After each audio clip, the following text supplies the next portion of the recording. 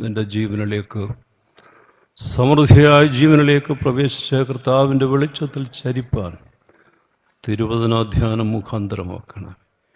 യേശുവിൻ്റെ നാമത്തിൽ അപേക്ഷിക്കുന്നത് കൃപയോടെ കേൾക്കണമേ.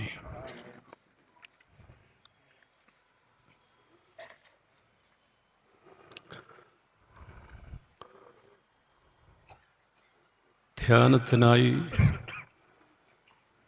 നാം തിരഞ്ഞെടുക്കുന്നത് വിശുദ്ധ യോഹന്നാൻ്റെ സുവിശേഷം 19-ാം അധ്യായം 5-ാം വാക്യം.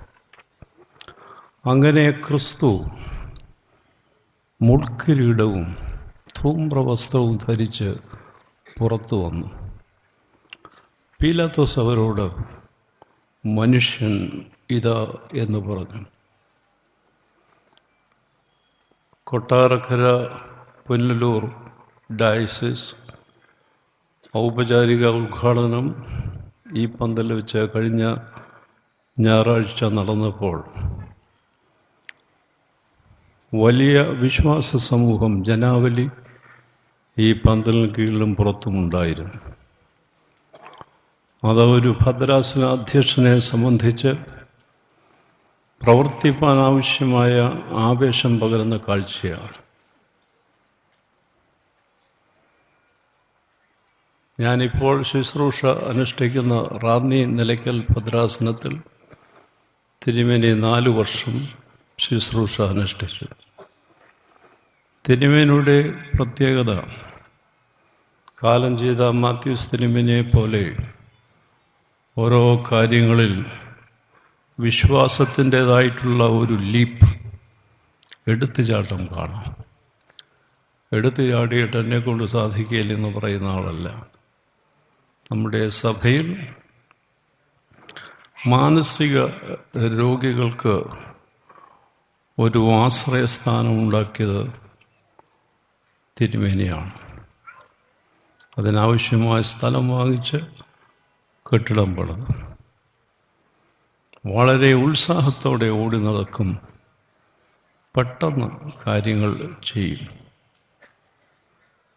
ഇവിടെ ജനങ്ങൾ എന്ത് പ്രതീക്ഷിക്കുന്നു, പ്രാർത്ഥനയോടുകൂടി എന്ത് തീരുമാനിക്കുന്നു, അത് പ്രവർത്തന പഥത്തിൽ കൊണ്ടുവരുന്നതിന് ഇതിൽ ഉത്സാഹിയായ ഒരു ബിഷപ്പിനെ കിട്ടുവാൻ മാർത്തോമാ സഭയിലില്ല. ഇടങ്ങളിൽ ശുശ്രൂഷ ചെയ്ത ഇടങ്ങളിലെല്ലാം അതിനുള്ള തെളിവുകളുണ്ട്. ഞങ്ങൾ ഒരുമിച്ച് ഈ സ്ഥാനത്തേക്ക് പ്രവേശിച്ചവരാണ്. തിയഡോഷ്യസ് തിരുമേനി അമേരിക്കയിലും കൂർലോസ് തിരുമേനി ഇവിടെയും. ഞാൻ കുറേ വർഷങ്ങളായി റാന്നിയിൽ തന്നെ ഇരിപ്പാണ്. ഏതായാലും 24 വർഷം പൂർത്തീകരിച്ചു കഴിഞ്ഞു. അത് ദൈവത്തിൻ്റെ വലിയ കാരുണ്യമാണ്. മണ്ണിൽ നിന്നുള്ള നിന്നേമായി മൺകെട്ടാടിയാരായിരിക്കെ കർത്താവിൻ്റെ ദൈവിക ശുശ്രൂഷയ്ക്ക് ഞങ്ങളെ വിളിച്ചാക്കിയ ആ മഹാകാരുണ്യത്തെ ഈ സമയത്തും ഈ സന്ധ്യയെങ്കിലൊക്കെയും ആ കരുണയുടെ കരകളിലേക്ക് ഈ സമയത്ത് ഞങ്ങളെ തന്നെ ഏൽപ്പിക്കുകയും ചെയ്യുന്നു. നമുക്കൊരുമിച്ച് ഹാനോക്കിനെ പോലെ ദൈവത്തോട് ചേർന്ന് നടക്കണം. സഭയ്ക്ക് മറ്റ് ഉദ്ദേശങ്ങളില്ല. വ്യക്തമായ ഉദ്ദേശമുള്ളത് ദൈവം ക്രിസ്തുവിലൂടെ നമുക്ക് വെളിപ്പെടുത്തി തന്നിട്ടുണ്ട്, വെളിപ്പെടുത്തിക്കൊണ്ടേ ഇരിക്കുന്നു. അതിനനുസരിച്ച് നമ്മൾ പരിപാടികൾ ക്രമീകരിച്ച് നടപ്പിലാക്കണം. അവിടെ ദൈവനാമത്തിന് മഹത്വവും മനുഷ്യർക്ക് നന്മയും ഉണ്ടാകും.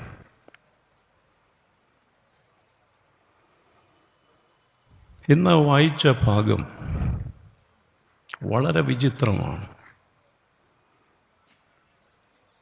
ആദ്യ ഭാഗത്ത് യേശു എങ്ങനെയാണ് പുറത്തേക്ക് വരുന്നതെന്ന് കാണിക്കുന്നു. വലിയ സിനിമാ താരങ്ങളൊക്കെയാണ് അങ്ങനെ ഡ്രസ് ചെയ്ത് പുറത്തു വന്നു. എന്തുവാ ധരിച്ചെന്നോർക്കുമ്പോഴാണ് അങ്ങനെ ക്രിസ്തു മുൾക്കിരീടവും ധൂമ്ര വസ്ത്രവും ധരിച്ച് പുറത്തു വന്നു. ആളിനെ പീലാത്തോസിന് പരിചയമുണ്ട്. അദ്ദേഹത്തിൻ്റെ മുമ്പിലാണ് നിൽക്കുന്നത്. എന്നാൽ പരിചയപ്പെടുത്തുമ്പോൾ പീലാത്തോസ് അവരോട് ഇങ്ങനെയാണ് പറഞ്ഞത്: ബിഹോൾഡ് ദ മാൻ. ഉൾക്കിരീടം ധരിച്ച ഒരാളിനെ ഇതാ കുറ്റവാളിയെ കണ്ടാലും എന്നാണ് പറയേണ്ടത്.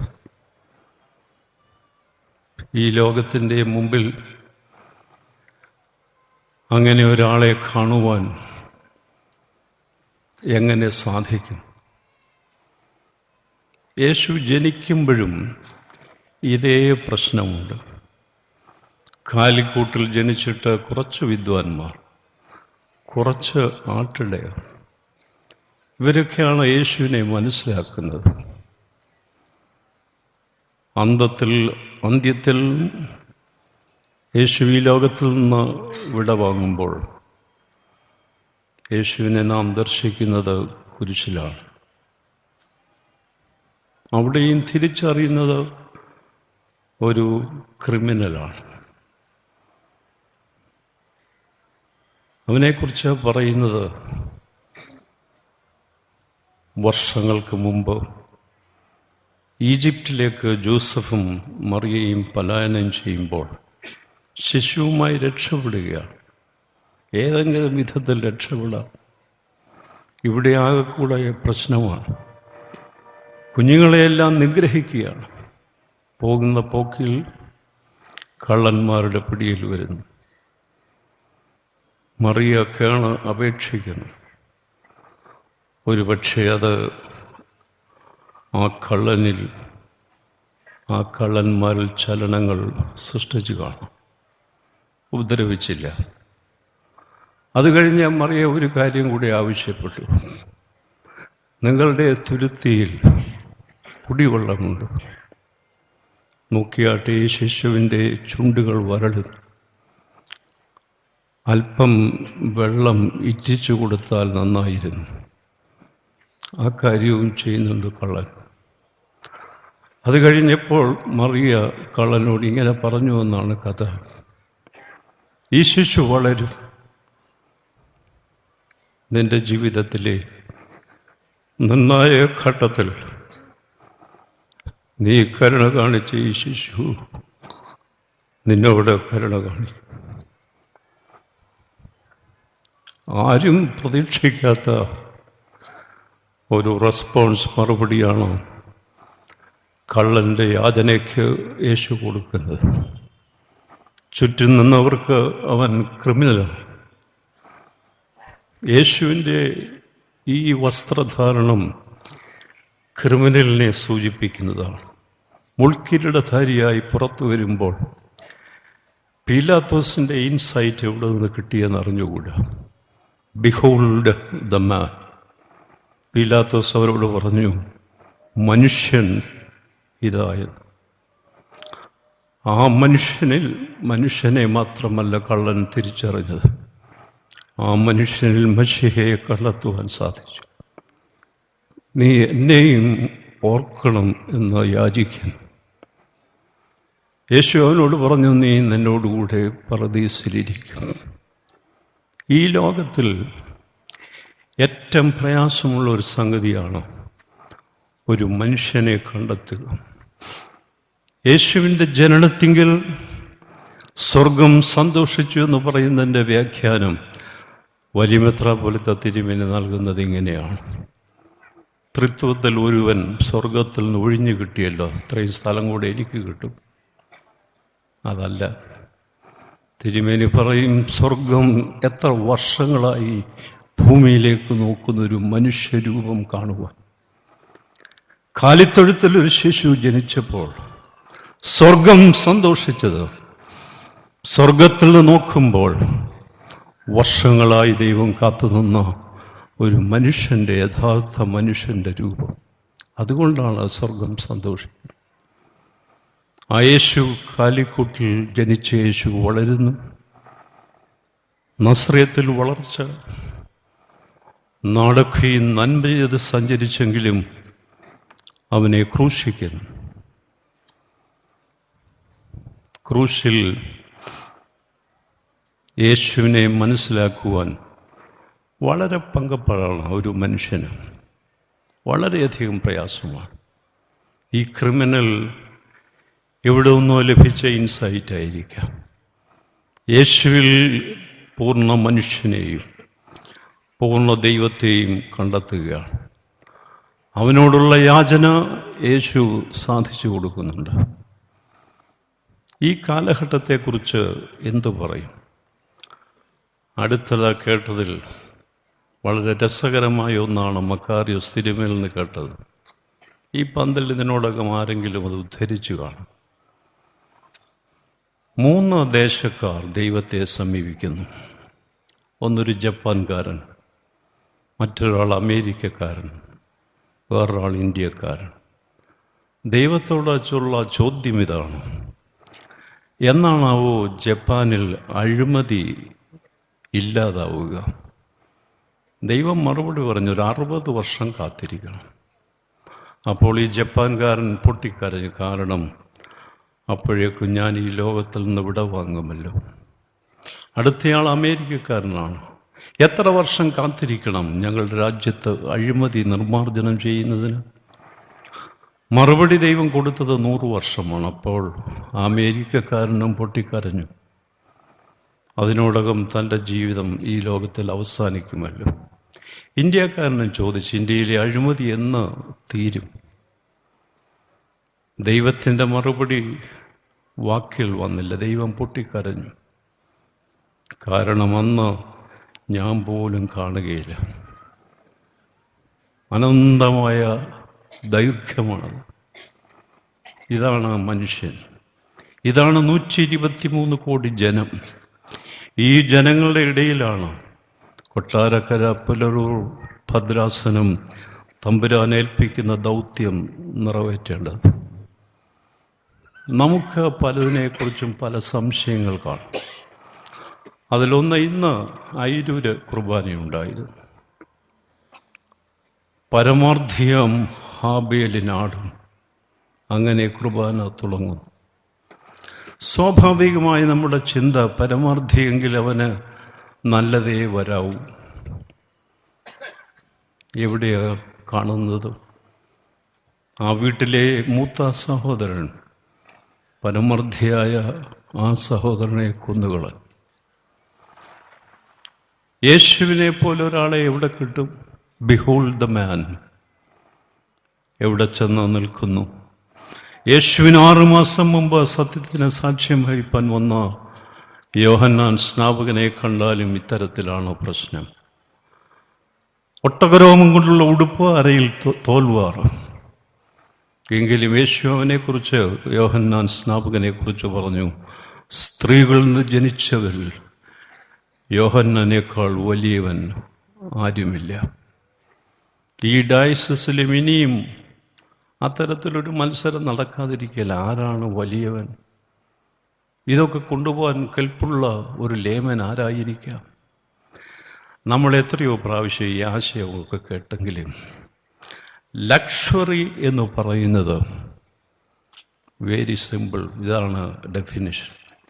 എൻ്റെ ഒന്നുമില്ലായ്മയെ മറച്ചു വയ്ക്കുന്നതിന് ഞാൻ സ്വീകരിക്കുന്ന കോപ്രായങ്ങളാണ് ലക്ഷറി. എന്ത് ചെയ്യാൻ സാധിക്കും? മുൾക്കിരീടധാരിയായി പുറത്തു വരുന്ന യേശുവിനെ പീലാത്തോസ് നോക്കിയിട്ട് പറഞ്ഞു, അവൻ അവരോട് പറഞ്ഞു, മനുഷ്യൻ ഇതാ എന്ന് പറഞ്ഞു. യോഹന്നാൻ സ്നാപകൻ പള്ളി വന്ന കയറ്റുവന്നാണ്. ഏതോ തലയ്ക്ക് സുഖമില്ലാത്ത മനുഷ്യൻ, ഒട്ടകരോമങ്ങൾ, ഉടുപ്പ്, അരയിൽ തോൽവാറ്. അവനെ എവിടെയെങ്കിലും കെട്ടിയിട, പള്ളി ആരാധന കഴിയുമ്പോൾ കൈകാര്യം ചെയ്യാം. നമുക്ക് കാമ്പില്ലാത്ത മനുഷ്യരായി ജീവിക്കരുത്. യേശുക്രിസ്തുവിനെ അറിയുന്നത് അതിനാണ്. അത്തരത്തിലുള്ള പുറംമോടികൾ ഓരോന്നായി വലിച്ചെറിഞ്ഞ് ഒടുവിൽ സ്വർഗത്തിൽ നിന്ന് വസ്ത്രം ലഭിച്ച ഒരാളിൻ്റെ പേരാണ് ഫ്രാൻസിസ് ഓഫ് അസീസി. സ്വത്തുകാരൻ്റെ മകനാണ്. എന്നാൽ തനിക്ക് കാമ്പുള്ള ഏത് എന്ന് അറിയുവാൻ ബുദ്ധിയുണ്ടായി. യേശുവിനെ പ്രാപിച്ച ശേഷം തൻ്റെ ജീവിതത്തിലൂടെ ലോകത്തോട് പ്രഖ്യാപിച്ചതാണ്, I am the God's pauper. ദൈവത്തിൻ്റെ നിസ്വനാണ് ഞാൻ. എനിക്ക് എന്തിന് ഉടയാട? കാമ്പുള്ള ഒരു മനുഷ്യൻ, ആളിൻ്റെ പേരാണ് ഇപ്പോഴത്തെ പോപ്പ് സ്വീകരിച്ചിരിക്കുന്നത്. നമുക്ക് ഈ കാര്യങ്ങളിൽ എത്രയോ പ്രാവശ്യം കേട്ടാലും യാതൊരു വ്യത്യാസവും ഇല്ലാതിരിക്കുകയാണ്. ഇതൊരു ആദ്യ കൺവെൻഷൻ തന്നെ പറയാം. ഈ ഭദ്രാസനം രൂപവൽക്കരിച്ച ശേഷം ആദ്യത്തെ കൺവെൻഷനാണ്. വചനക്കേൾവിയിലൂടെ എന്തെങ്കിലും ഗുണപരമായ മാറ്റത്തിലേക്ക് നാം കടക്കേണ്ടത് ആവശ്യമാണ്. കർത്താവിൻ്റെ ജനനം അത്തരത്തിൽ, കർത്താവിൻ്റെ മരണം ആരും ആഗ്രഹിക്കുന്ന തരത്തിലുള്ള മരണമല്ല. അവനെ കാണുന്നവർ മുഖം മറച്ചുകളയും. സിനിമാ താരങ്ങൾക്ക് വസ്ത്രമുണ്ടാക്കി കൊടുക്കുന്ന ടൈലർ മരിച്ചപ്പോൾ ഒരു സിനിമാ താരം ദുഃഖിതനായി പറഞ്ഞു, അവർ വിളിക്കുന്നത് മാസ്റ്റർ ജി എന്നാണ്. ഞങ്ങൾക്ക് ശോഭയുള്ള വസ്ത്രങ്ങൾ തുന്നുവാൻ ജീവിതം ഒഴിഞ്ഞുവെച്ച അങ്ങ് സ്വന്തം ഈ പ്രയത്നങ്ങൾക്കിടയിൽ സ്വന്തം വസ്ത്രത്തിൻ്റെ നിറം കെട്ടുപോയത് അറിയാത്ത മാസ്റ്റർ ജി ആയിപ്പോയല്ലോ. നമുക്ക് അറിവില്ല, നമുക്ക് സുബോധമില്ല. തിരുമേനി തുടങ്ങിയ പ്രത്യാശ ഭവനിലാണ് നമ്മളെല്ലാം പോയി കിടക്കേണ്ടത്. എന്ത് ബോധമാണ് നമുക്കുള്ളത്? എവിടെ 123 കോടി ജനങ്ങളിൽ ഒരു മനുഷ്യനെ എവിടെ കാണാൻ സാധിക്കും? യേശു കർത്താവിൻ്റെ ജനനം പ്രയാസമാണ് രക്ഷകനെ തിരിച്ചറിയാൻ. അവൻ മരിക്കുമ്പോൾ അവനെ തിരിച്ചറിഞ്ഞതൊരു കള്ളനാണ്. യേശു കർത്താവ് നമ്മെ ഏൽപ്പിച്ച ദൗത്യം എന്താണ്? In an awesome act of self-denial, God entrusted his reputation to ordinary people. ആത്മനിഷേധത്തിൻ്റെ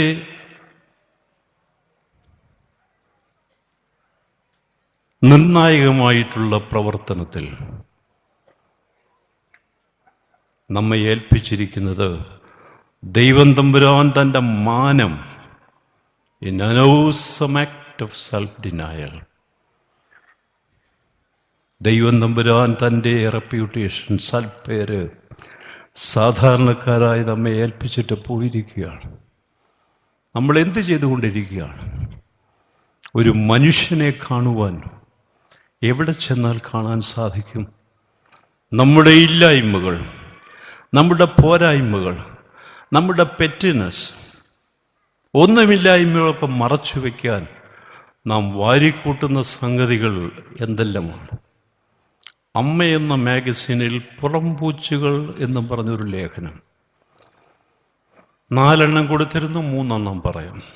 ഒരു സ്ത്രീ കടയിൽ സാരി വാങ്ങിക്കാൻ ചെല്ലുന്നു. അടുത്ത ഒരു സ്ത്രീ നിൽക്കുന്നു, പരിചയമില്ല. ഏതായാലും വസ്ത്രങ്ങൾ എടുത്തു കൊടുക്കുന്ന ആളുകൾ സാരി പലത് നിരത്തി. അതിലൊന്നിന് 500 രൂപ. അപ്പോൾ ഈ സ്ത്രീ പറഞ്ഞു, ഇതിൻ്റെ ഇപ്പറേ ഒന്നുകൂടി ഇട്ടാട്ടെ, 1500 ആവട്ടെ. അപ്പോൾ അടുത്ത സ്ത്രീ പരിചയമില്ലെങ്കിൽ ചോദിച്ചു, അതെന്തിനാണ് അങ്ങനെ? ജീവിച്ചു പോകണ്ടേ? എൻ്റെ മകൾക്ക് കല്യാണം വരുമ്പോൾ 2000 രൂപയുടെയെങ്കിലും സാരി ലഭിക്കുന്നതിന് ഇതല്ലാതെ മറ്റു വഴിയില്ല. പുറംപൂച്ചുകൾ. യേശു കർത്താവിന് അതിൻ്റെ ആവശ്യമില്ല. ഈ ലോകം അതിലും വലിയ ഒരാളിനെ കണ്ടിട്ടില്ല. അതുകൊണ്ടാണ് ഈ ഗായക സംഘം വർഷങ്ങളായി പാടുന്നു, യേശു ആരിലും ഉന്നതനാണ്.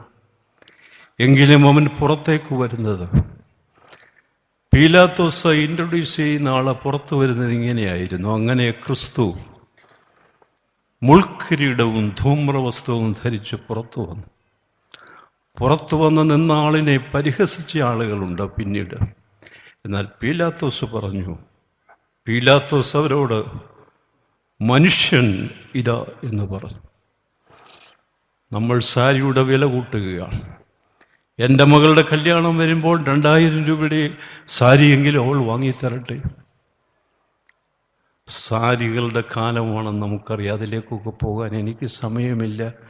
എനിക്കതിൻ്റെ സത്യത്തെക്കുറിച്ച്, സത്യാവസ്ഥയെക്കുറിച്ച് പിടിയുമില്ല. 1,00,000 രൂപയൊക്കെ സാധാരണയായി തീർന്നു സാരിയുടെ വിലയെങ്കിൽ, നമുക്ക് വസ്ത്രത്തിനുള്ളിൽ കാമ്പുള്ള ഒരു മനുഷ്യനെ കാണാൻ, യേശുവിനെ ഇത്രയും വർഷമായി പരിചയമുണ്ടെന്ന് പറയുന്ന നമുക്ക് നമ്മുടെ വസ്ത്രത്തിനുള്ളിൽ കാമ്പുള്ള ഒരു മനുഷ്യനെ എവിടെ ചെന്നാൽ കാണാം? Behold the man, behold the woman. സ്ത്രീയെ കണ്ടാലും കന്യകമറിയവനെ പോലൊരു സ്ത്രീയെ എവിടെ ചെന്നാൽ കാണാൻ സാധിക്കും? സഖറിയാവെന്ന പുരോഹിതന്റെ ഭാര്യയായ എലിസബത്തിനെ പോലെ ഒരു ഗ്രഹനായികയെ എവിടെ ചെന്നാൽ നമുക്ക് കാണാൻ സാധിക്കും? വീടിൻ്റെ വലിപ്പം കൊണ്ടല്ല. യേശുവിൻ്റെ അമ്മയ്ക്ക് സാങ്ച്വറി ഉണ്ടാക്കിയത് എലിസബത്തിൻ്റെ വീട്ടിലായത് എലിസബത്തിൻ്റെ വീടിൻ്റെ വലിപ്പം കൊണ്ടല്ല. എലിസബത്തിൻ്റെയും സഖറിയാവിൻ്റെയും ജീവിതത്തെക്കുറിച്ചുള്ള വർണ്ണന കേൾക്കുമ്പോൾ അവിടെ അല്ലാതെ എവിടെയാണ് ഈ മറിയമിന് ആശ്വാസം ലഭിക്കേണ്ടത്? 91 ഇടവകളുള്ള കൊട്ടാരക്കര പുനൂർ ഭദ്രാസനം, ഇതിലെ ഓരോ ഭവനവും അത്തരത്തിലാകുന്നതിനാണ് ഇവിടെ ഒരു ഭദ്രാസനം രൂപവൽക്കരിച്ച് ഒരു ബിഷപ്പിനെ ഇവിടെ ആക്കിയിരിക്കുന്നത്.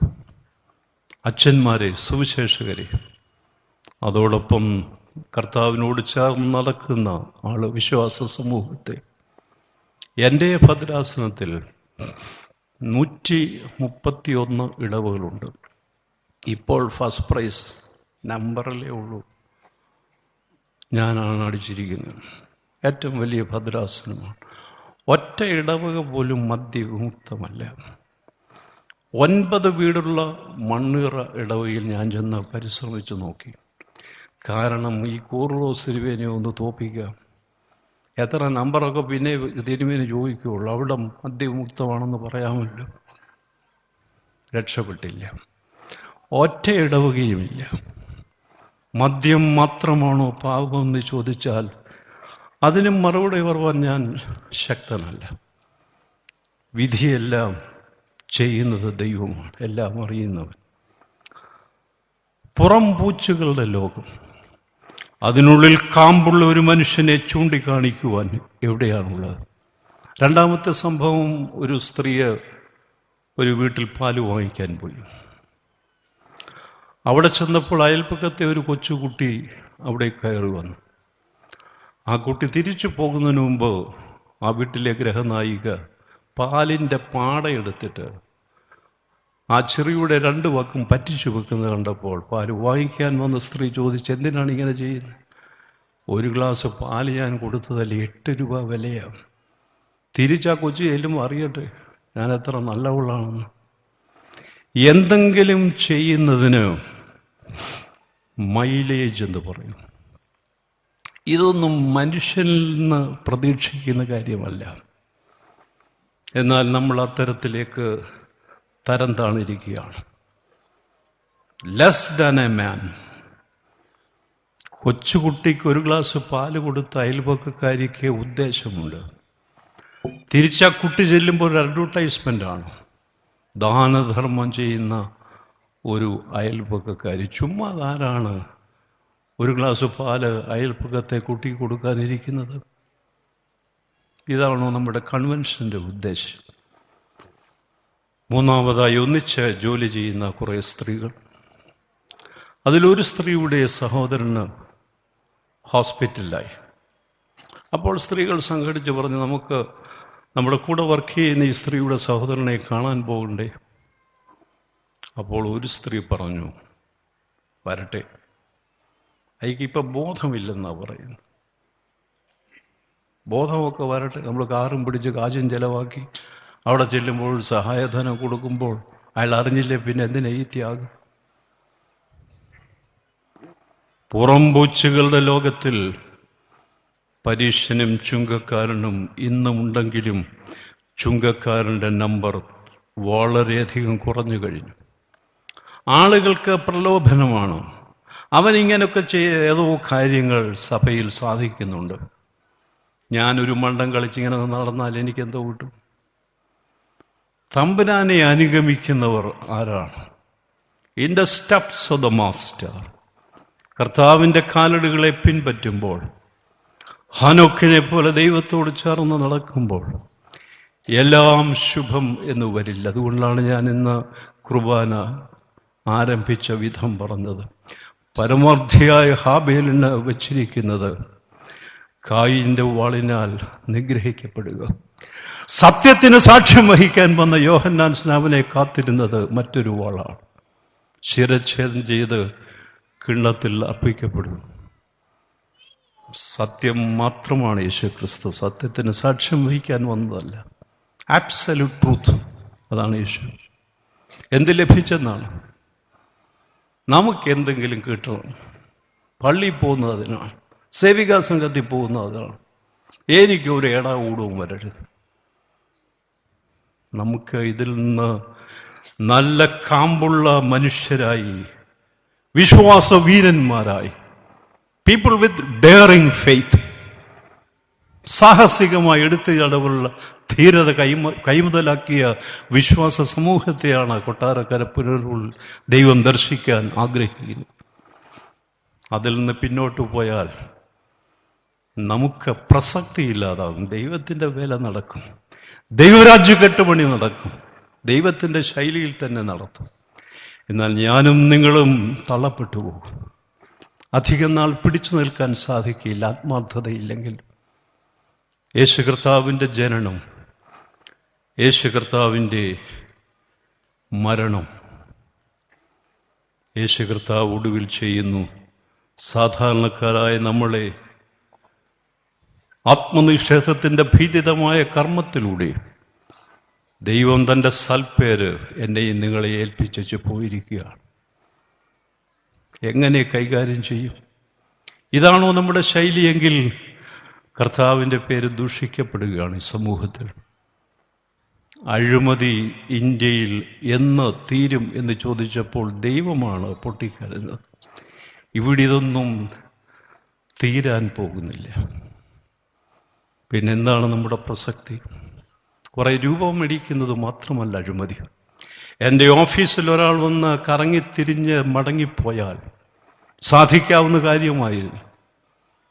യാതൊരു ആർദ്രതയുമില്ലാതെ പെരുമാറുകയാണ്. നേരിട്ട് അനുഭവമുണ്ട്, നേരിട്ട്. എന്തിനിങ്ങനെ ജീവിക്കുന്നു നമ്മൾ? നമുക്ക് ദൈവത്തിൽ വിശ്വാസമുണ്ട് എന്ന് എങ്ങനെ മറ്റുള്ളവർ അറിയും? പാവം പിടിച്ചവൻ, അവൻ കൊണ്ടുവരുന്ന രൂപ വാങ്ങിച്ചാൽ ശമ്പളം വേറെ, ഇത് വേറെ. ശരിയായിരിക്കാം, സിലിണ്ടറിന്, ഗ്യാസ് സിലിണ്ടറിന് വലിയ വിലയാണ്. ദൈവം നല്ലവൻ, ദൈവം എന്നെ പോറ്റും പുലർത്തും, അതൊരു വഴി സാക്ഷ്യം. എന്നാൽ വരുന്നവൻ വലഞ്ഞത് തന്നെ കേസ്. അവന് മനസ്സിലാകുന്നില്ലെങ്കിൽ വീണ്ടും വീണ്ടും അവൻ വരേണ്ടി വരും. ബുദ്ധിയുള്ള ആളുകൾ ആ വാക്ക് കൊട്ടേഷനിലാണ് പറഞ്ഞു കൊടുക്കും. എൻ്റെ സ്നേഹിത, നീ ഒരു മരമണ്ടനായി പോയല്ലോ. ഇങ്ങനെ നടക്കുന്നതിന് പകരം കുറച്ച് രൂപ ഏൽപ്പിച്ചിരുന്നെങ്കിൽ കാര്യം സാധിക്കുകയില്ലേ? നമ്മളുടെ ജീവിതം അതുമൂലം എൻ്റെ പോരായ്മകൾ മറയ്ക്കുന്നതിനുള്ള കാര്യങ്ങൾ വാങ്ങിച്ചു കൂട്ടി മാന്യനായി ജീവിച്ചാൽ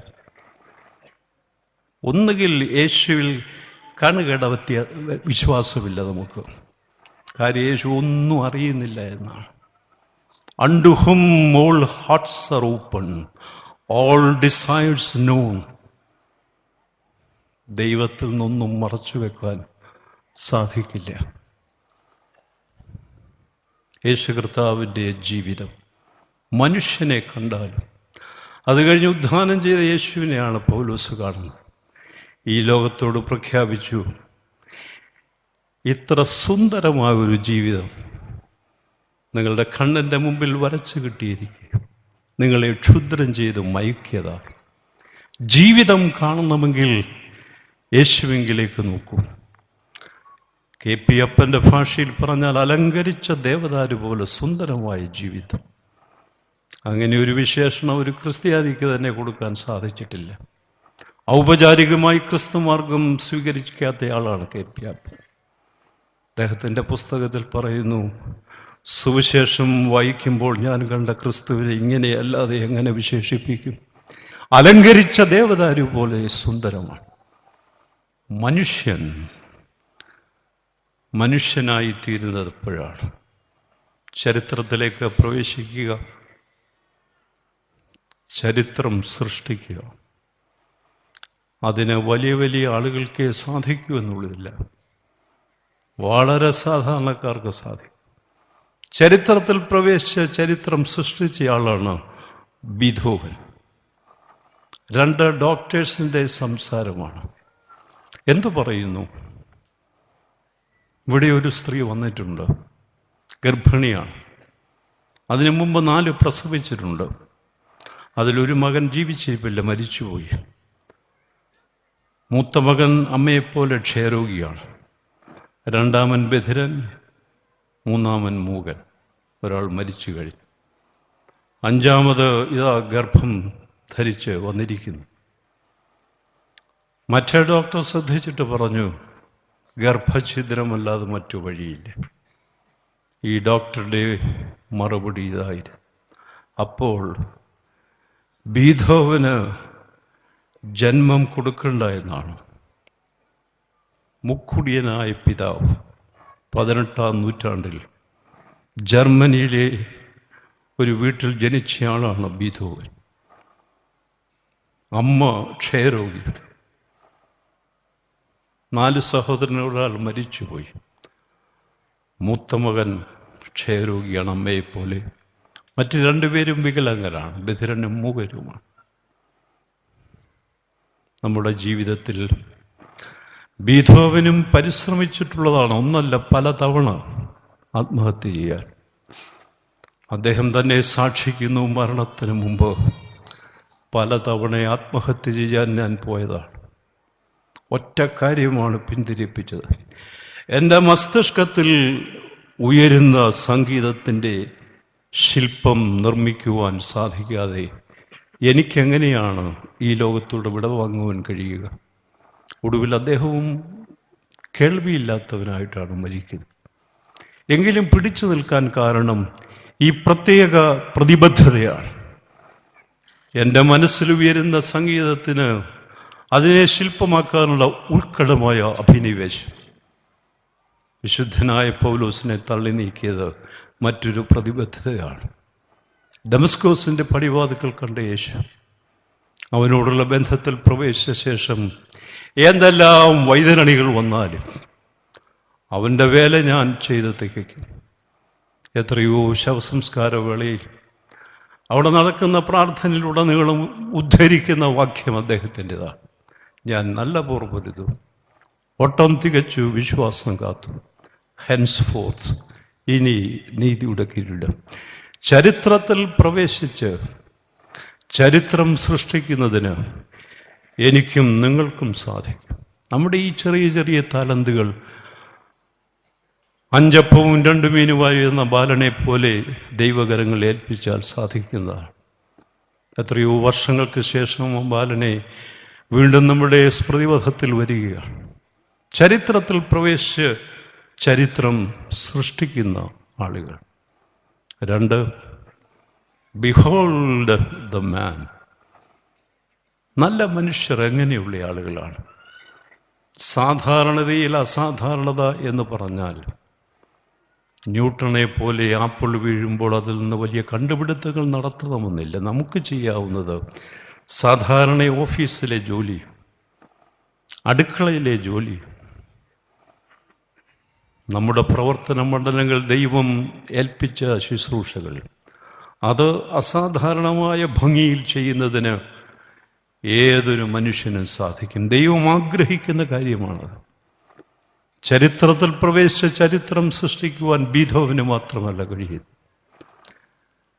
ഈ ലോകത്തിൽ നമ്മൾ ജീവിക്കുമ്പോൾ സാധാരണതയിൽ അസാധാരണത കണ്ടെത്താൻ കഴിവില്ലെങ്കിലും സാധാരണ ജോലി അസാധാരണമായ ഭംഗിയിൽ കാര്യക്ഷമതയിൽ ചെയ്യുവാൻ എന്നെയും നിങ്ങളെയും കുറിച്ച് കർത്താവ് ആഗ്രഹിക്കുന്നു. Behold the man. നമുക്കിനി മുതൽ കാമ്പുള്ള മനുഷ്യരാകുവാൻ നമ്മൾ ശ്രദ്ധിക്കണം. കഴിഞ്ഞ ക്രിസ്മസിന് യുവജന സമ്മേളനത്തിൽ യുവജനങ്ങൾ പ്രഭാഷകനായി വിളിച്ചത്, ക്രിസ്മസ് സന്ദേശം നൽകാൻ വിളിച്ചത് മേരിഗിരി അരമനയിലെ കൂർലോസ് തിരുമേനിയാണ്. ആർച്ച് ബിഷപ്പ് പ്രസംഗിച്ചത് അതിലെ ഒരു സംഭവം ഇതായിരുന്നു. തൻ്റെ വീട്ടിൽ താനാണ് കടയിൽ പോയി സാധനങ്ങൾ വാങ്ങിക്കുക. അമ്മ കണ്ടെത്തിയ ആൾ ഞാനാണ്. കൊച്ചുകുട്ടിയാണ്, ലിസ്റ്റ് തരും, ഞാൻ വാങ്ങിച്ചുകൊണ്ട് വരും. അദ്ദേഹം അത് കഴിഞ്ഞ് പറഞ്ഞു, ഇന്നങ്ങനല്ല, ലൂലു സെൻറ്ററിൽ കയറുക, ഭാര്യയും ഭർത്താവും കാണും, അവിടെ വണ്ടി കിട്ടും, ചെറിയ ചെറിയ വണ്ടി, അത് തള്ളിക്കൊണ്ട് നടക്കുക. അത് നമ്മുടെ വീട്ടിലില്ല, ഇങ്ങോട്ട് വാങ്ങിച്ചു വെക്കുക. ഇത് നമ്മുടെ വീട്ടിലില്ല, നമ്മുടെ വീട്ടിലില്ലാത്തതെല്ലാം വാങ്ങി കൂട്ടുക. അതിലൂടെ എൻ്റെ പെറ്റിനെസ്, അതിന് നല്ല ഒരു മറയുണ്ടാക്കുകയാണ്. വാങ്ങിച്ചു കൂട്ടുന്ന സാധനങ്ങളിലൂടെ എൻ്റെ ഇല്ലായ്മയ്ക്ക് ഒരു മറ സൃഷ്ടിക്കുകയാണ്. ഇതാ പുറത്തു വരുന്ന ഒരു മനുഷ്യൻ. പീലാത്തോസ് അല്ലാതെ ആരും ആളിനെ മനുഷ്യൻ എന്ന് വിളിക്കില്ല. മുൾക്കിരീടം ചൂടി ധൂമ്രവസ്ത്രം ധരിച്ച് ക്രിസ്തു പുറത്തു വന്നു. അവനെ കണ്ടപ്പോൾ പീലാത്തോസ് അവരോട്, മനുഷ്യൻ ഇതാ എന്ന് പറഞ്ഞു. ആർച്ച് ബിഷപ്പ് പറഞ്ഞു, നമ്മുടെ മാർക്കറ്റിങ് ചന്തയിൽ പോകുന്നത് ഇതിനാണ്. ഇല്ലാത്തതെല്ലാം വാങ്ങിച്ചു കൂട്ടത്. അത്യാവശ്യ കാര്യങ്ങൾ വാങ്ങിക്കുന്നതിന് പോയ ആളാണ്. കണ്ടതെല്ലാം വാങ്ങിക്കൂട്ടുക. നമ്മുടെ ആവശ്യങ്ങൾക്ക് പരിധി നിശ്ചയിക്കാനുള്ള ഒരു ആത്മസംയമനം, കഴിവ് നമുക്കില്ലെങ്കിൽ ക്രിസ്തുവിൻ്റെ പിന്നാലെ പോയിട്ട് കാര്യമില്ല. ഒരു പിടി വസ്ത്രങ്ങൾ ആ കീശയിലേക്ക് കൈയിട്ടാൽ ഒരു പൈസയുമില്ലായിരുന്നു. ബോബി ജോസ് കട്ടികാടച്ചൻ്റെ ഭാഷയിൽ പറഞ്ഞ 12 ശിഷ്യരുമായി എത്രയോ പ്രാവശ്യം നാണക്കേട് വകവെക്കാതെ വീടുകളിൽ ഭക്ഷണ സമയത്ത് കയറി ചെന്നിട്ടുണ്ട്. അതല്ലാതെ എങ്ങനെയാണ് യേശു ഇവർക്ക് ഭക്ഷണം കൊടുക്കുക? എങ്കിലും ചരിത്രത്തിൻ്റെ കേന്ദ്ര ബിന്ദുവാണ് യേശു.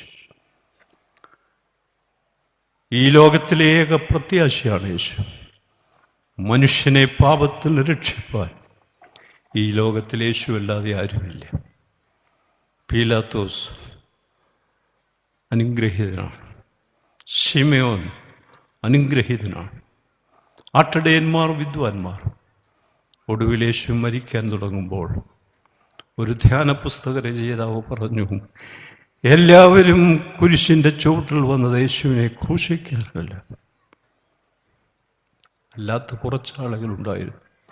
അതിൽ ഈ കള്ളനും പെടുന്നു. യേശുവിൻ്റെ ക്രൂശ് മരണം പരാജയമല്ല, ഇത് മനുഷ്യനെ രക്ഷിക്കുന്ന കുരിശാണ്. ആ രക്ഷയുടെ അനുഭവത്തിലേക്ക് ആദ്യം പ്രവേശിച്ച ആള് ഈ ക്രിമിനലാണ്. പീലാത്തോസ് പരിചയപ്പെടുത്തേണ്ടത് യേശുവിനെ അങ്ങനെയാണ്. ക്രിമിനലിനെ, കുറ്റവാളിയെ കണ്ടാലും. എന്നാൽ പീലാത്തോസിന് കാര്യങ്ങൾ ഗ്രഹിക്കുവാനുള്ള കഴിവുണ്ടായിരുന്നു. 2000 വർഷമായില്ലേ അഭിമാനികളായി ജീവിക്കുകയാണ് സെന്റ് തോമസിൻ്റെ ആളുകൾ. എന്താണ് പ്രത്യേകത? വല്ല പ്രത്യേകതയുണ്ടോ? അഴിമതി ഇവിടെ തീരില്ല. ദൈവം പൊട്ടിക്കരഞ്ഞു, അനന്തതയിലേക്ക് നീളും. നമ്മളാണ് വിശ്വാസികളെങ്കിൽ. കാമ്പില്ലാത്ത വിശ്വാസം. വസ്ത്രങ്ങൾ ധരിക്കും, അമിതമായി വസ്ത്രം ധരിക്കും. മിനിമം 1,00,000 രൂപ ഒരു സാരി. തിരുമേനി ആവശ്യപ്പെടുമ്പോൾ തിരുമേനിക്ക് പാർപ്പിടമില്ല. വെച്ച് ഞെക്കരുത്, ഇങ്ങനെ പിഴിയുക. വസ്തു വാങ്ങിച്ച് തിരുമേനി പാർക്കുന്നതിന് തിരുമേനി ഇങ്ങനെ നടക്കുക. മറ്റു കാര്യങ്ങൾക്ക് തിരുമേനി നടക്കട്ടെ. ഈ കാര്യങ്ങൾ നമ്മൾ സാധിച്ചു കൊടുക്കണം. ചില കാര്യങ്ങൾ ഉപേക്ഷിച്ച് തന്നെ സാധിച്ചു കൊടുക്കണം. മാർക്കറ്റിൽ പോയി അതെനിക്കില്ല, ഇതില്ല, എല്ലാം വാങ്ങിച്ചു കൂട്ടുക. ചരിത്രത്തിൽ പ്രവേശിച്ച് ചരിത്രം സൃഷ്ടിക്കുന്ന ആളുകൾ. ഈ ലോകത്തിൽ വരുന്ന മനുഷ്യൻ സാധാരണ കാര്യങ്ങളായിരിക്കും നമ്മെ ഏൽപ്പിക്കുന്നത്. മൻമോഹനെ ഏൽപ്പിക്കുന്ന കാര്യം എന്നെ ഏൽപ്പിക്കുകയില്ലായിരിക്കാം. ഏൽപ്പിക്കുന്ന കാര്യങ്ങൾ സുന്ദരമായി, കാര്യക്ഷമമായി, വിശ്വസ്തമായി, അസാധാരണമായ ഭംഗിയിൽ ചെയ്യുന്നതിന് ദൈവം ആഗ്രഹിക്കുന്നു. മനുഷ്യൻ ആരാണ്? 3, ലോകം നമുക്ക് തന്നതിൽ കൂടുതൽ ലോകത്തിന് കൊടുത്തിട്ട് ഈ ലോകത്തിൽ നിന്ന് വിട വാങ്ങേണ്ടവരാണ്. കുറേ ആളുകൾ ഈ ലോകത്തിൽ അങ്ങനെയുണ്ട്. നെൽസൺ മണ്ടേല 26 വർഷം കൽത്തുറുങ്കിൽ അടയ്ക്കപ്പെട്ടു. ഒരു ദിവസം കിടന്നാൽ തന്നെ നമ്മുടെ വീര്യം പോവും. ആത്മാവിൽ തീനാളം 26 വർഷം കൽത്തുറുങ്കിൽ കിടന്നിട്ടും തീനാളം അണയാതെ സൂക്ഷിച്ച മഹാത്മാവാണ് നെൽസൺ മണ്ടേല. അദ്ദേഹത്തിൻ്റെ തീനാളം കത്തിയെരിഞ്ഞുവെന്ന് മാത്രമല്ല, കറുത്തവൻ്റെ ഹൃദയങ്ങളിൽ ആത്മാഭിമാനത്തിൻ്റെ കനൽ എരിഞ്ഞടങ്ങാതെ കനലായി സൂക്ഷിക്കാൻ സഹായിച്ചയാളാണ്. ആ കറുത്ത സൂര്യൻ അവരുടെ തെരുവുകളെ വിളിച്ചുണർത്തി വാഗ്ദത്ത നാട്ടിലേക്ക് വഴി നടത്തുന്നു. ഈ ലോകം അതിൽ കൂടുതൽ ആളുകളെ പങ്കെടുപ്പിക്കുക എന്ന് പറഞ്ഞാൽ ബിരിയാണിയും രൂപയും കൊടുത്ത് കൊണ്ടുവന്നതല്ല. അതിൽ കൂടുതൽ ആളുകൾ പങ്കെടുത്ത ഒരു ശവസംസ്കാര ശുശ്രൂഷ ഈ ലോകത്തിൽ നടന്നിട്ടില്ല. ഒരു കറുത്തവൻ ലോകം തനിക്ക് കൊടുത്തിട്ടുള്ളതിൽ കൂടുതൽ ലോകത്തിന് കൊടുത്തിട്ട് വിടവാങ്ങുമ്പോൾ ആരാണ് ആദരാഞ്ജലി അർപ്പിക്കുവാൻ മടിക്കുന്നത്? നമുക്ക് അതിലേക്കൊന്നും ഉയരാൻ സാധിച്ചില്ലെങ്കിലും ചെറിയ ചെറിയ പ്രവർത്തന മണ്ഡലങ്ങളിൽ ക്രിസ്തുവിനോട് ചേർന്ന് നിൽക്കണം. നമുക്ക് വിശ്വസ്തരായിരിക്കണം. നമ്മുടെ സെമിത്തേരികളിൽ എഴുതി വച്ചിരിക്കുന്ന സത്യമാണ്. നമ്മുടെ ജീവിതം അത്രയേ ഉള്ളൂ. ജനനം, മരണം. അതിനിടയിൽ എന്ത് സാധിച്ചു? കുറെ ശ്വാസം വലിച്ചു. ഇതാണോ ജീവിതം? യേശു കർത്താവ് അതിനോട് യോജിക്കുന്നില്ല, എൻഡോഴ്സ് ചെയ്യുന്നില്ല. കർത്താവിൻ്റെ അനശ്വരമായ കഥയിൽ മുടിയനായ പുത്രൻ്റെ ഉപമയിൽ അത് സൂചിപ്പിക്കുന്നുണ്ട്. മകനെ, മകളെ, നിന്റെ ശ്വാസം വലി നിൽക്കുന്നതല്ല മരണം. കർത്താവിൻ്റെ ദൃഷ്ടിയിൽ ബന്ധങ്ങൾ, 2 ബന്ധങ്ങളെ ഊന്നിപ്പറഞ്ഞു കൽപ്പന സംഗ്രഹിച്ചപ്പോൾ. നീ ജീവൻ സ്വീകരിച്ച ദൈവത്തോടുള്ള ബന്ധം, നീ ജീവിതവും ജീവനും പങ്കുവയ്ക്കേണ്ട മറ്റു മനുഷ്യരോടുള്ള ബന്ധം. ഇത് പാലിക്കാതെ പോയാൽ, ഈ ബന്ധം വിച്ഛേദിക്കപ്പെട്ടാൽ കർത്താവിൻ്റെ കണ്ണിൽ നമ്മൾ മരിച്ചവരായിരുന്നു. സ്വർഗീയ പിതാവിൻ്റെ സ്ഥാനത്താണ് മുടിയനായ പുത്രൻ്റെ പിതാവ് പറഞ്ഞത്, ഈ എൻ്റെ മകൻ മരിച്ചവനായിരുന്നു, അവൻ ജീവങ്കിലേക്ക് വന്നിരിക്കുന്നു. ഈ ബന്ധം പുനഃസ്ഥാപിക്കപ്പെട്ടിരിക്കുന്നു. Death is not cessation of breath, but breaking of relationship. ശ്വാസം നിലയ്ക്കുന്നതല്ല, കാറ്റുപോയി നാം മരണത്തിന് പറയുന്നത് തന്നെ. അത്രയേ ഉള്ളൂ നമ്മുടെ വിവരം. കാറ്റുപോകുന്നതല്ല മരണം. യേശുവിനെ സംബന്ധിച്ച് കർത്താവുമായിട്ടുള്ള ബന്ധം, അവൻ സൃഷ്ടിച്ച മനുഷ്യരുമായിട്ടുള്ള ബന്ധം വിച്ഛേദിക്കുമ്പോൾ എൻ്റെ നില പരിതാപകരമാണ്, മരണത്തിന് തുല്യമാണ്. നല്ല മനുഷ്യൻ ആരാണ്? Behold the man. യേശു കർത്താവിന് ഈ ലോകത്തിൽ ആരെ കൊണ്ടും ആവശ്യമുണ്ട്. ഒടുവിൽ ആവശ്യമായി വന്നത് ഒരു കഴുതയാണ്. എനിക്കതിനെ കൊണ്ട് ആവശ്യമുണ്ടെന്ന് പറഞ്ഞു. ഒരു മനുഷ്യൻ്റെ ലക്ഷണമാണത്. മറ്റ് മനുഷ്യർ നന്നായാൽ മാത്രമേ എനിക്ക് ആ സമൂഹത്തിൽ നന്നാകാൻ കഴിയുകയുള്ളൂ. മഹാത്മാഗാന്ധിയും നെൽസൺ മണ്ടേലയും ഏബ്രഹാം ലിങ്കണും ഇങ്ങനെയുള്ള മഹാത്മാരെല്ലാം അവർ വിശ്വസിച്ച കാര്യമാണ്. അവരാണ് മനുഷ്യർ. മറ്റു മനുഷ്യർ നന്നായാലേ എനിക്ക് നന്നാകാൻ സാധിക്കുകയുള്ളൂ. യേശു കർത്താവ് ഈ പ്രപഞ്ചത്തിൻ്റെ സൃഷ്ടിതാവാണ്. ലോകത്തിൽ വന്നിട്ട് പത്രോസിനോട് വഞ്ചി ചോദിച്ചയാളാണ്. പ്രസംഗപീഠം ഉണ്ടാവട്ടെ എന്ന് അരുൾ ചെയ്യുകയല്ല, ഞാനതിൽ കയറി നിൽക്കാം, നിങ്ങൾ അല്പം കരയിൽ നിന്നതിനെ നീക്കണം, എനിക്ക് അവിടെ നിന്ന് നിങ്ങളെ അഭിസംബോധന ചെയ്യാം. ഒടുവിൽ യാത്രയ്ക്ക് കാൽനട മാത്രമായി പോയ ആൾ കഴുതക്കുട്ടിയെ ചോദിക്കുന്നുണ്ട്. The Lord is in need of it. യേശുവിന് അതിനെക്കൊണ്ട് ആവശ്യമുണ്ട്.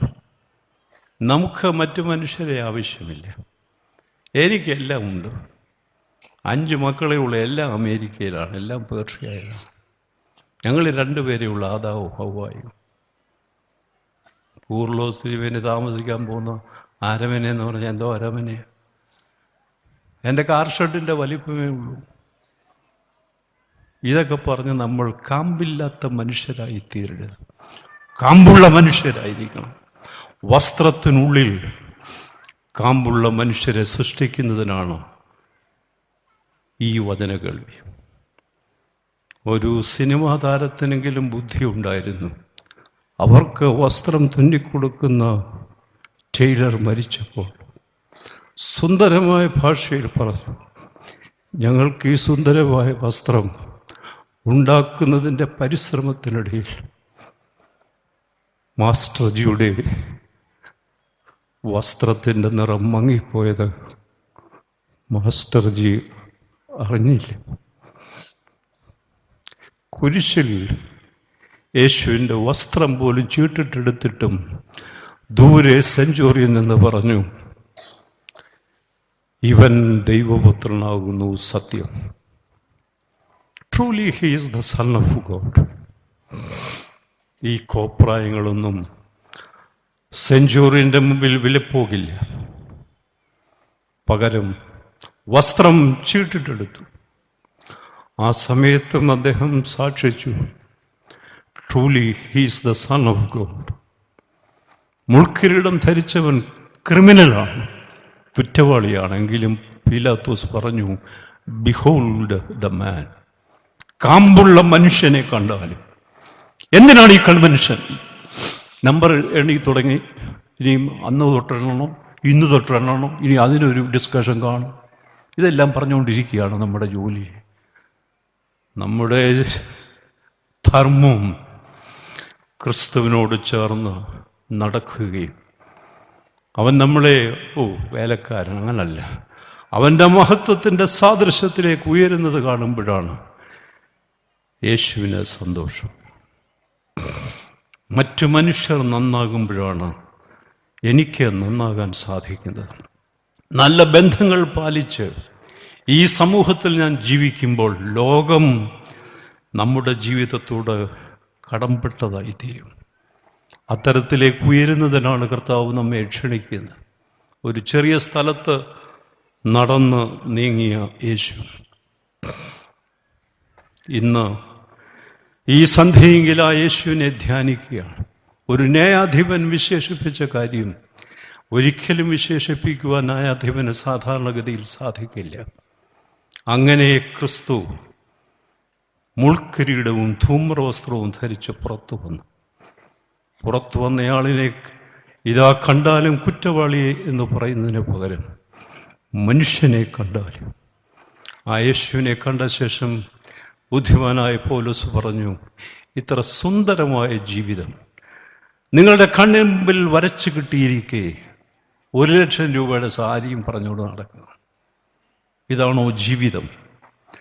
വിലയുള്ളത് ഏതെന്ന് നാം ഗ്രഹിച്ചുവെങ്കിൽ, ഇനിയെങ്കിലും ഗ്രഹിച്ചുവെങ്കിൽ കൊള്ളായിരുന്നു.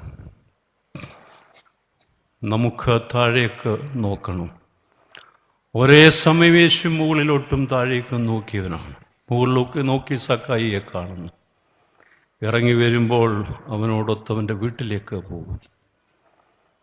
മുകളിലേക്ക് നോക്കി പിതാവുമായിട്ടുള്ള ബന്ധം, അത് ബാലൻസ് ചെയ്യത്തക്കവണ്ണം ആളുകളുമായി പകലിൻ്റെ യാമങ്ങളിൽ പകലിൽ ആളുകളുമായിട്ടുള്ള ബന്ധം പുനഃസ്ഥാപിക്കുന്നു.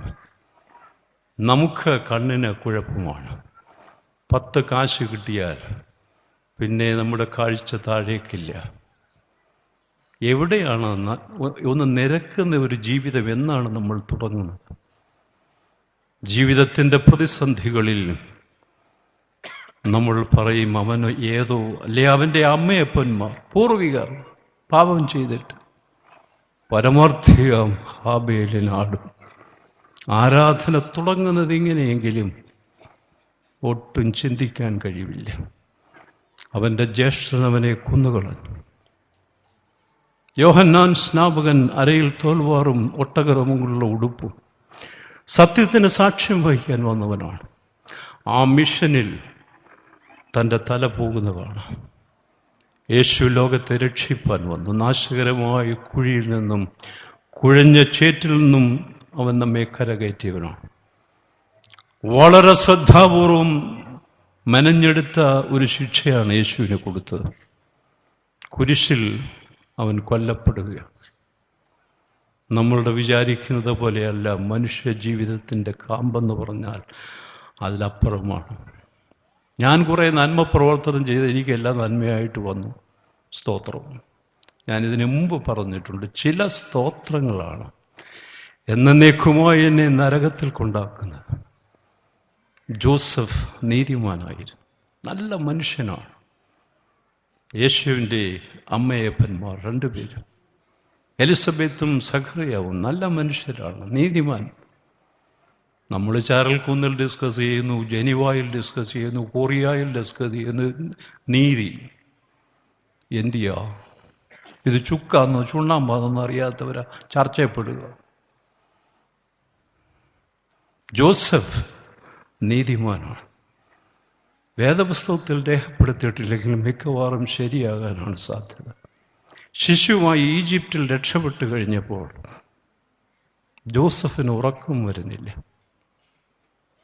നമ്മളാണെ ഉടനെ തന്നെ സ്തോത്ര ശുശ്രൂഷ. 1000കണക്കിന് കുഞ്ഞുങ്ങൾ നിഷ്കരണം വധിക്കപ്പെട്ടപ്പോൾ എൻ്റെ ശിശു രക്ഷപ്പെട്ടു.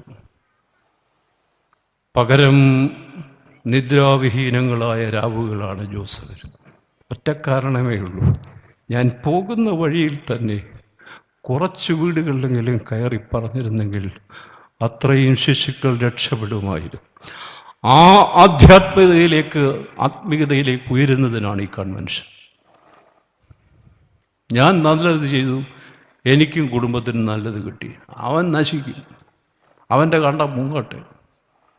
അവൻ്റെ പൂർവ്വപിതാക്കന്മാർ മോശമായിരുന്നു. വിധിക്കുന്നതിന് ആരെ ദൈവം ഏൽപ്പിച്ചിരിക്കുന്നു? പകരം യേശു ശാസിക്കുന്നുണ്ട്, വിധിക്കരുത്. ഞാൻ ചെയ്യുന്ന ജോലി നീ എടുക്കേണ്ട കാര്യമില്ല. പ്രതികൂല സാഹചര്യങ്ങളിൽ പതറാതെ നിന്നതിന് ഇന്ത്യയിൽ ഒരു ബഹുമതി ഒരാൾ കൊടുത്തു. അത് അൽഫോൻസമ്മയ്ക്കാണ്. ആ സഭ വിശ്വസിക്കുന്നതാണ് ഇന്ത്യയുടെ സഹന പുഷ്പം. അതിലൊരു ചെറിയ പെർസെൻറ്റേജ് നമ്മുടെ അമ്മമാർക്കും അപ്പന്മാർക്കും സഹിഷ്ണുത ഉണ്ടായിരുന്നെങ്കിൽ ഈ ഡൈവോഴ്സ് ഒന്നും ഉണ്ടാവില്ല. ജീവിതത്തിൽ വന്ന വേദനകളെ അരിമനാഥൻ്റെ ക്രൂശിലെ വേദനയോട് ചേർത്ത് വെച്ച് പീഡാനുഭവങ്ങളെ ശാന്തമായി സ്വീകരിച്ച സഹനത്തെ ഉദാത്തമാക്കിയതിന് സഭ കൊടുത്ത അംഗീകാരമാണ് അൽഫോൻസമ്മയുടെ വിശുദ്ധ പദവി.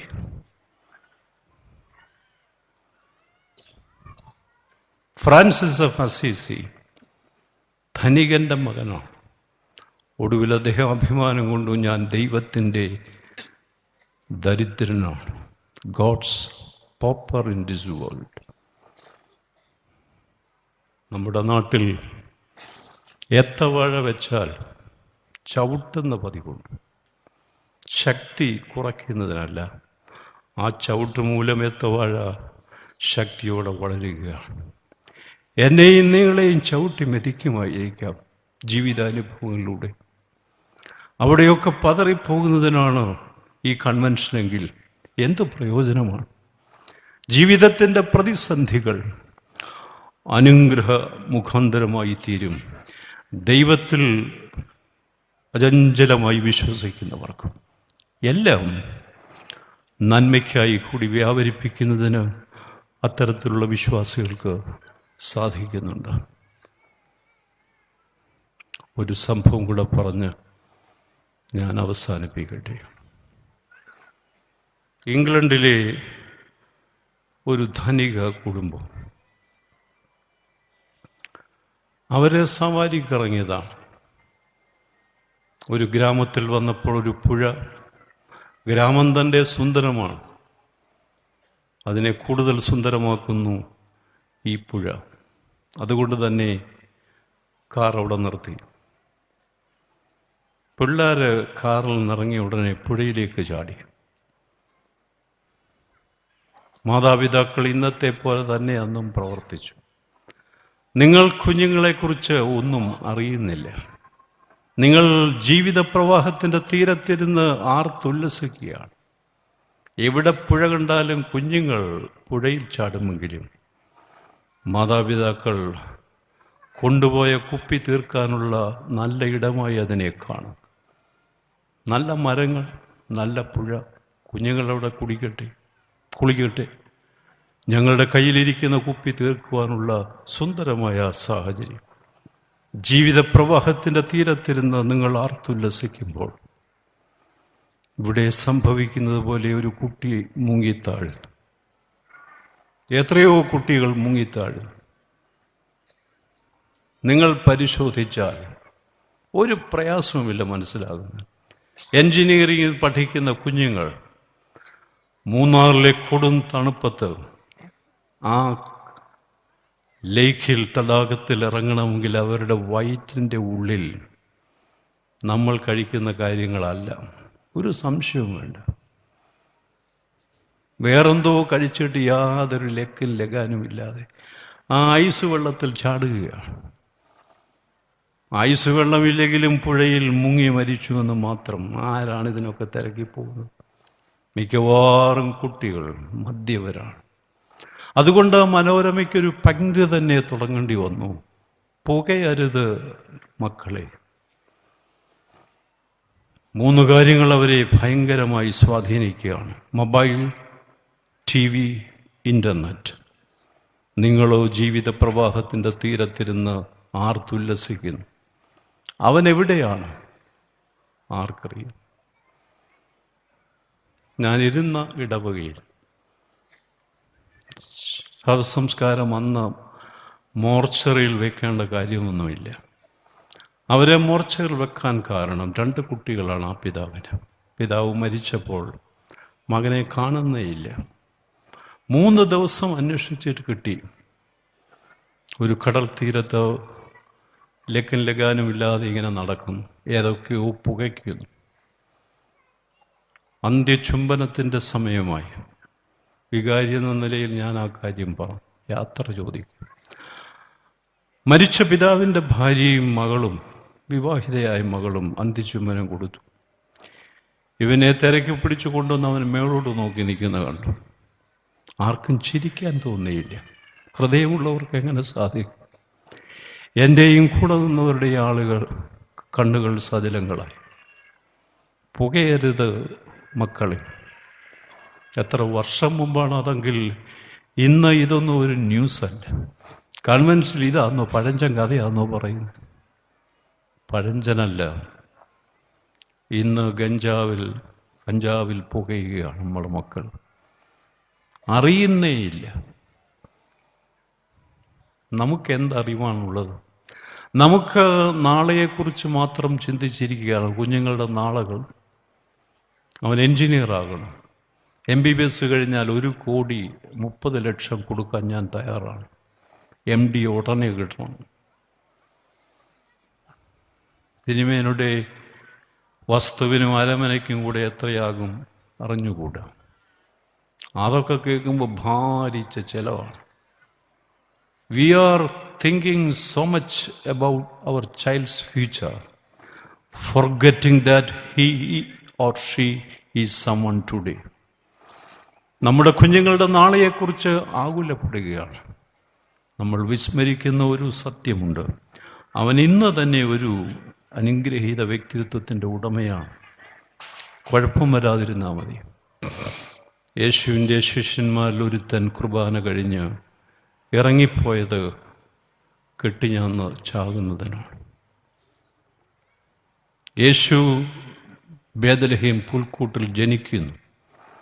നല്ല മാതാപിതാക്കൾ. കാമ്പുള്ള ഒരു മകനെ വാർത്തെടുക്കുന്നതിന് പറ്റിയ അന്തരീക്ഷം. അധ്വാനത്തിലൂടെയാണ് ജീവിക്കുന്നത്. എങ്കിലും മറിയയും ജോസഫും അസാധാരണക്കാരാണ്. ആ വീട്ടിൽ നിന്നാണ് ലോകരക്ഷകൻ പുറത്തേക്ക് വരുന്നത്. യേശു അടുത്ത സിനഗോഗിലുണ്ടെന്ന് കണ്ട് മറിയ അവിടെ ചെന്നപ്പോൾ പൊയ്ക്കളഞ്ഞു എന്നൊരു കഥയുണ്ട്. അവിടെ കണ്ടില്ല. യേശുവിൻ്റെ ദൗത്യം കഴിഞ്ഞ് പോയി കഴിഞ്ഞു. തിരിച്ച് വീട്ടിൽ വന്നപ്പോൾ മറിയയോട് അയൽപക്കക്കാർ പറഞ്ഞു, മറിയയുടെ മകൻ യേശു വന്നിരുന്നു. മറിയയ്ക്ക് വലിയ ദുഃഖമുണ്ടായി. ആ സമയത്തുണ്ടാകുന്നതിന് പകരം ഞാൻ സിനഗോഗിൽ പോയി അന്വേഷിച്ചു. എന്നാൽ അവർ പുറത്തേക്കിറങ്ങി അവൻ്റെ കാൽപ്പാടുകൾ കണ്ട മണൽത്തരികൾ കയ്യിലാക്കി ചുംബിക്കും. സ്നേഹം ജഡം ധരിച്ചത് യേശുവിൽ മാത്രമല്ല, അവൻ്റെ അമ്മയായ മറിയയിൽ, ജോസഫിൽ. ഏതായാലും ആ പിതാവിൻ്റെ ശവോടൊക്കെ കഴിഞ്ഞു. ഇന്ന് പഴങ്കഥയാണ്. കാരണം അത്തരത്തിൽ എത്രയോ ശവോടക്കുകൾ. യാത്ര ചോദിക്കാൻ വികാരി പറഞ്ഞാൽ ആര് യാത്ര ചോദിക്കാൻ? അവർക്കൊരു ബോധവുമില്ല. മരോട്ടിക്ക് അതിനെ കാക്കയുടെ കൂട്ട് നടക്കുക. പുകയരുത് മക്കളെ. ഏതായാലും ഒരു ചൂണ്ടക്കാരൻ ബാലൻ ദൂരെ നിന്നിരുന്നു. ഈ പയ്യൻ മുങ്ങി താഴുന്നത് കണ്ടു. ഓടി വന്ന് ചൂണ്ടയിട്ട ശേഷം ചൂണ്ട വലിച്ചെറിഞ്ഞ് അവൻ ഓടി വന്ന് ഈ കുഞ്ഞിനെ രക്ഷപ്പെടുത്തി. മാതാപിതാക്കൾ കൊടുത്തപ്പോഴാണ് തങ്ങളുടെ ഓമനപുത്രൻ മരിച്ചുപോയനല്ലോ, ഈ കൊച്ചനില്ലായിരുന്നെങ്കിൽ. അവൻ്റെ പേരും നാളൊക്കെ ചോദിച്ചു. അവൻ്റെ വീട്ടിലെത്തി. പാവപ്പെട്ട ഒരു വീടാണ്. കുറേ രൂപ പൊതിഞ്ഞു കെട്ടി മാതാപിതാക്കൾ കൊടുത്തു. നിങ്ങളുടെ മകനാണ്, ബാലനാണ് ഞങ്ങളുടെ പൊന്നുമകനെ രക്ഷിച്ചത് പുഴയിൽ വീണപ്പോൾ. അവരാ തുക വാങ്ങിച്ചില്ല. അപ്പോൾ ഈ മാതാപിതാക്കൾ പറഞ്ഞു, നിങ്ങൾ ഈ ഗ്രാമത്തിൽ പാർക്കുന്നവരാണ്, ഈ ബാലന് പഠന സൗകര്യം ഇവിടെയില്ല, ഞങ്ങളുടെ കൂടെ വിട്ടാൽ പഠിപ്പിക്കുക. ആ ചൂണ്ടക്കാരൻ പഠിച്ച് വളർന്ന് പെൻസിലിൻ കണ്ടുപിടിച്ച ശാസ്ത്രജ്ഞനായ അലക്സാണ്ടർ ഫ്ലെമിംഗ്. മറ്റേയാള് ഈ ബാലൻ രക്ഷിച്ച മറ്റേ പൈതൽ UK-യുടെ യുണൈറ്റഡ് കിങ്ഡം ബ്രിട്ടീഷ് രാജ്യത്തിൻ്റെ പ്രൈം മിനിസ്റ്റർ വിൻസ്റ്റൺ ചർച്ചിലായിരുന്നു. ചൂണ്ടയിട്ട ബാലനിൽ നിന്നും ആ ചൂണ്ടയിൽ നിന്നും വിൻസ്റ്റൺ ചർച്ചിലേക്കുള്ള ദൂരം ആർക്ക് അളക്കാൻ സാധിക്കും? ആ ചൂണ്ടക്കാരൻ ബാലനിൽ നിന്ന് അവൻ്റെ തന്നെ വളർച്ചയിലേക്കുള്ള ദൂരം ആർക്ക് അളക്കാൻ സാധിക്കും? ഒരു കാര്യം ഓർമ്മിപ്പിക്കട്ടെ, ജീവിത പ്രവാഹത്തിൻ്റെ തീരത്തിരുന്ന് ആർത്ത് ഉല്ലസിക്കുകയാണ് നിങ്ങൾ. മരിക്കുന്നത് നിങ്ങളുടെ മകനല്ലെങ്കിൽ തന്നെ ആവട്ടെ, സഹജീവിയെക്കുറിച്ച് കരുതലുണ്ടാവണം. Behold the man. അവൻ നമുക്ക് വേണ്ടി ജീവൻ വെടിയുമ്പോൾ അവൻ്റെ നഗ്നത മറയ്ക്കാനുള്ള വസ്ത്രം പോലും ചീട്ടിട്ടെടുത്തു കഴിഞ്ഞു. എങ്കിലും ശതാധിപൻ പറഞ്ഞു, അവൻ ദൈവപുത്രനാണ്. സത്യം. യേശുവിനെ ഉള്ള പ്രകാരം ഗ്രഹിക്കുവാൻ, മനസ്സിലാക്കുവാൻ, ആ യേശുവിൽ രക്ഷകനെ കണ്ടെത്തുവാൻ നമുക്ക് സാധിക്കണം. പുകയരുത് മക്കളെ. എന്നാൽ വേറെ തരത്തിൽ എരിഞ്ഞ് ഇറങ്ങേണ്ട ആവശ്യമുണ്ട് ഈ ജീവിതങ്ങൾ. അത് വർഷങ്ങൾക്ക് മുമ്പ് സ്കോട്ട്ലൻഡിലെ ജെയിംസ് സ്റ്റുവാർട്ടാണ് പറഞ്ഞത്. ഈ ലോകത്തിൻ്റെ പ്രത്യാശ ദൈവത്താൽ പിടിക്കപ്പെട്ട ജീവിതങ്ങളാണ്. മനുഷ്യനെ കണ്ടാലും എന്ന് പീലാത്തോസ് ഒരാളെക്കുറിച്ച് പറഞ്ഞില്ലേ? അവനാൽ പിടിക്കപ്പെട്ട ജീവിതങ്ങളാണ് ലോകത്തിൻ്റെ പ്രത്യാശ. The real hope of the world is lives with God's stamp upon them, with Christ's character bound into them. മനോരമക്കാർ ക്യാപ്ഷനിൽ പുകയരുത് മക്കളെ.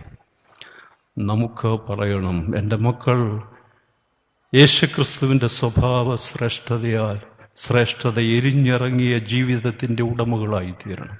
കഞ്ചാവ് കൊണ്ടല്ല, ദൈവത്തിൻ്റെ മുദ്രയണിഞ്ഞ ജീവിതങ്ങൾ. യേശുക്രിസ്തുവിൻ്റെ സ്വഭാവ ശ്രേഷ്ഠത എരിഞ്ഞ് ഇറങ്ങിയ ജീവിതങ്ങൾ. അത്തരത്തിലുള്ള ജീവിതങ്ങൾ സൃഷ്ടിക്കപ്പെടുന്നതിന് കൊട്ടാരക്കര പുനരുപദ്രാസനത്തിൻ്റെ കൺവെൻഷൻ, ദേവാലയത്തിലെ ആരാധന, കൂടിവരവ്, വചനധ്യാനം മുഖാന്തരമായി തീരട്ടെ എന്ന് പ്രാർത്ഥിച്ചുകൊണ്ട് പുതുതായി ചുമതലയേറ്റിരിക്കുന്ന അഭിവന്യ ഡോക്ടർ യുവാക്യം മാർ കൂർലോസ് തിരുമേനിക്ക് എല്ലാ വിജയങ്ങളും ആശംസിച്ചുകൊണ്ട് എൻ്റെ വാക്കുകൾ ഉപസംഹരിക്കും.